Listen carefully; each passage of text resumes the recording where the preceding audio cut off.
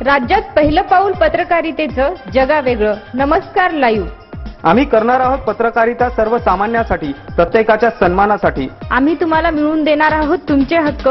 आमचा लढा असणार आहे तुमच्या प्रत्येक वेदनेसाठी. नमस्कार live. WhatsApp, Facebook, Twitter, email यांच्या माध्यमातून तुम्हाला मिळणार आहे जगाची खबरबात. नमस्कार लाईव्ह, बातमी तुमच्याजवळ.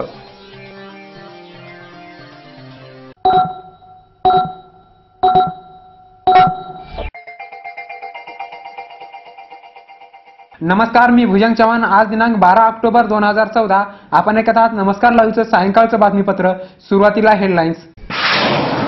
लातूरमध्ये काँग्रेस भाजपा कार्यकर्ते भिडले. नाराज मतदारांची मनधरणी करण्यासाठी साहेब मतदारांच्या दारात. दिलीप ठाकूर यांचा प्रचार रथ खेडोपाड्यातही मतदारांना विशेष आकर्षण. पंतप्रधान नरेंद्र मोदी यांच्या सभेला उत्स्फूर्त प्रतिसाद. खदगावकर, सूर्यकांता पाटील, पंकजाताईंची अनुपस्थिती. विचारांचे दर्दी कार्यकर्ते फक्त शिवसेनेतच. जिल्हा संपर्क प्रमुख बबनराव थोरात यांचे भाजपला प्रत्युत्तर. आता बातमीपत्र विस्ताराने. लातूरमध्ये आज भाजपा आणि काँग्रेसच्या कार्यकर्त्यांमध्ये तुंबळ हाणामारी झाली. दोन्ही पक्षाचे कार्यकर्ते इंडियानगर भागात प्रचार करत होते. प्रचार सुरू असताना दोन्ही पक्षाचे कार्यकर्ते एकमेकांसमोर आले. रविवारचा मुहूर्त साधत आज शहरामध्ये सर्वच पक्ष प्रचारात व्यस्त होते. त्यावेळी भाजप उमेदवार शैलेश लाहोटी आणि काँग्रेसचे नगरसेवक दीपक सूळ एकमेकांसमोर आले. यावेळी काही क्षुल्लक कारणावरून वाद झाल्याने दोन्ही नेत्यांच्या कार्यकर्त्यांमध्ये चांगलीच हाणामारी झाली. खरं तर सुरुवातीला भाजप उमेदवार शैलेश लाहोटी आणि काँग्रेसचे नगरसेवक दीपक सूळ यांच्यात हास्य विनोद झाले. एवढेच नव्हे तर त्यांनी सोबत चहा घेतली आणि एकमेकांचा निरोपही घेतला होता. पण त्यानंतर अचानक तिथे भांडण सुरू झाले. काँग्रेसचे नगरसेवक दीपक सूळ, दिगंबर सूळ, विठ्ठल गलाडे यांच्यासह 12 ते 15 कार्यकर्ते आणि भाजपचे प्रवीण येळे, रोहित इले, गौरव मदने एकमेकांसमोर धावून गेले. भोकर विधानसभा निवडणूक यावेळी चुरशीची ठरणार आहे. या विधानसभा मतदारसंघातून माजी मुख्यमंत्री तथा खासदार अशोकराव चव्हाण यांच्या पत्नी सौभाग्यवती अमिता चव्हाण या उमेदवार आहेत.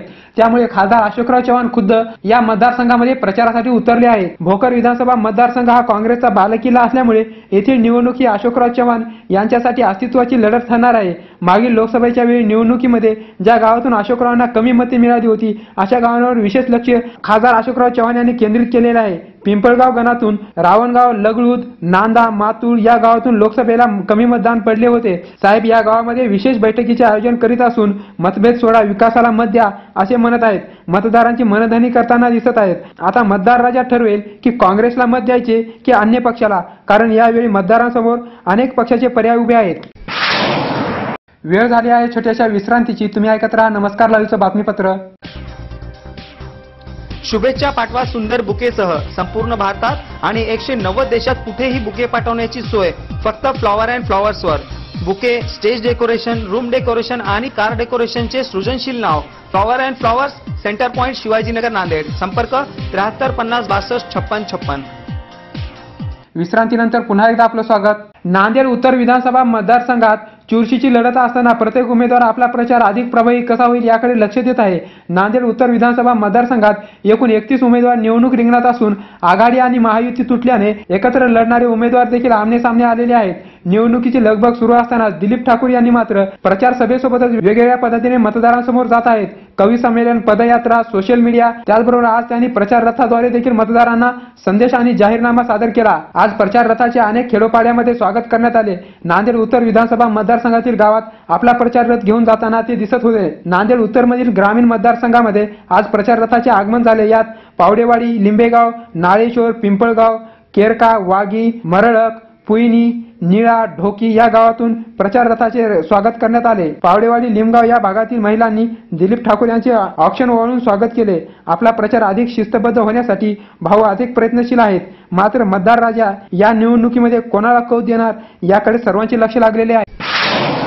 विधानसभा निवडणुकीचा प्रचार आता अंतिम टप्प्यात आला असून आज पंतप्रधान नरेंद्र मोदींच्या प्रचार सभेचे आयोजन लोहा येथे करण्यात आले होते. या प्रचार सभेला लोहा कंधारसह नांदेड, लातूर आणि परभणी जिल्ह्यातील कार्यकर्ते मोठ्या संख्येने उपस्थित होते. पंतप्रधानांनी आपल्या भाषणामध्ये काँग्रेस आणि राष्ट्रवादीवर खरमरीत टीका करत राज्यात काँग्रेस आणि राष्ट्रवादीने आपल्या भ्रष्टाचाराने स्वतःला बदनाम करून घेतलेले आहे. राष्ट्रवादीच्या घड्याळात आता 10 वाजून 10 मिनिटे झाली असून हे घड्याळ आता बंद पडलेले आहे अशी टीका केली. त्याचबरोबर त्यांनी माजी मुख्यमंत्री तथा खासदार अशोकराव चव्हाण यांच्यावर टीकेचा निशाणा साधत माझा जन्म कुण्या मुख्यमंत्र्यांच्या अथवा पंतप्रधानांच्या घरी झाला नसल्याचेही म्हटले. यावेळी व्यासपीठावर मुक्तेश्वर धोंडगे, रत्नाकर गुट्टे, गोविंद राठोड, भीमराव क्षीरसागर, दिलीप कंदकुर्ते, सुधाकर पांढरे आदींची उपस्थिती होती. तर माधवराव पाटील किन्हळकर आणि लता कदम यांची अनुपस्थिती होती. यावेळी नांदेडच्या स्थानिक नेत्यांनी डावललेले भीमराव क्षीरसागर हे देखील व्यासपीठावर उपस्थित होते. परंतु भाजपाचे स्थानिक नेते माजी खासदार भास्करराव पाटील खदगावकर आणि सूर्यकांता पाटील यांची अनुपस्थिती होती. त्याचबरोबर भाजपाच्या युवा मोर्चाच्या प्रदेशाध्यक्षा पंकजाताई मुंडे यांचीही अनुपस्थिती होती. पंतप्रधानांच्या या सभेचे नियोजन मात्र प्रशासनाकडून पुरते कोलमडले होते. पत्रकारांना विशेष पासची व्यवस्था ऐनवेळी केल्यामुळे जिल्ह्यातील अनेक पत्रकारांची गैरसोय झाली. तर वाहतुकीचे नियोजन कोलमडल्यामुळे प्रचार सभा संपल्यानंतर देखील तब्बल 3 तास रस्त्याने वाहतूक खोळंबली होती.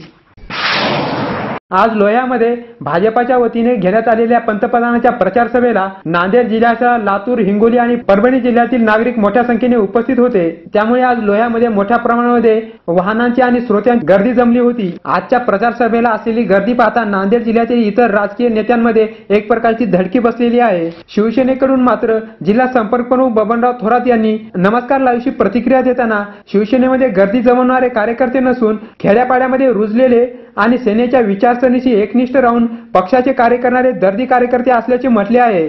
या विधानसभेला केवळ मोदी फॅक्टर चालणार नसून विकासाचा आणि भ्रष्टाचाराचा मुद्दा प्रमुख ठरणार आहे आणि हा मुद्दा केवळ शिवसेनेकडे आहे. त्यामुळे या विधानसभेला नांदेड जिल्ह्यामध्ये शिवसेनेला चांगल्या प्रकारे यश येईल असेही म्हटले आहे. शेवटी पुन्हा एकदा हेडलाईन्स. लातूरमध्ये काँग्रेस भाजपा कार्यकर्ते भिडले. नाराज मतदारांची मनधरणी करण्यासाठी साहेब मतदारांच्या दारात. दिलीप ठाकूर यांचा प्रचार रथ खेडोपाड्यातही मतदारांना विशेष आकर्षण. पंतप्रधान नरेंद्र मोदी यांच्या सभेला उत्स्फूर्त प्रतिसाद. खदगावकर, सूर्यकांता पाटील, पंकजाताईंची अनुपस्थिती. विचारांचे दर्दी कार्यकर्ते फक्त शिवसेनेतच. जिल्हा संपर्क प्रमुख बबनराव थोरात यांचे भाजपला प्रत्युत्तर. आणि याचबरोबर नमस्कार लाईव्हचं हे बातमीपत्र संपलं. पुन्हा भेटूया. नमस्कार. जग आता जवळ आले. जवळ म्हणजे किती? अगदी तुमच्या मुठ्ठीमध्ये. तुम्हाला माहित नसतं की तुमच्या आजूबाजूला घडते काय. पण मी सुदेशना धुतमल सांगणार आहे तुम्हाला आजूबाजूच्या ताज्या घडामोडी. आमची पत्रकारिता असणार आहे समाजातील भोंदूगिरी पोखरून काढणारी. मी भुजंग चव्हाण तुम्हाला सांगणार आहे विकसित डोळसपणा समाजातल्या शेवटच्या टोकापर्यंतचा. मी प्रशांत चलिंद्रवार तुम्हाला देणार आहे आज, आत्ता आणि ताबडतोब घडलेली प्रत्येक बातमी सखोल विश्लेषणासह. नमस्कार लाईव्ह बातमी तुमच्याजवळ.